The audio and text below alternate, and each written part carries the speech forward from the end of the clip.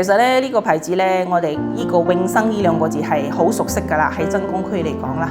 嚇。So 咁我朋友有一個朋友係好好嘅朋友，佢介紹咗呢個牌子俾我哋嚇，So 我哋就用咗佢咯，去了解好之後，我哋就結合咗做合作夥伴啦。因為永生佢嘅28方，我哋講嘅媽媽生咗之後坐月最重要嘅就係呢一套我哋叫住滋補嘅藥膳。藥膳係對媽媽嚟講係好重要嘅。每一個身體，我哋話人嘅身體係有變化㗎嘛。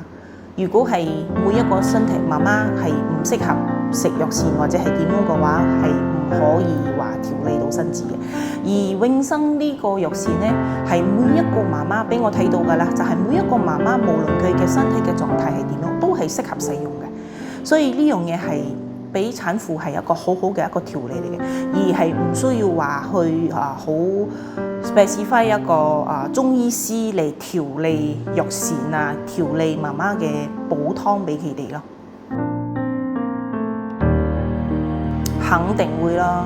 因為第一牌子保證啊嘛，產品樣樣嘢永生係真係做到係好標準、好規格、有驗證，呢個係最重要嘅。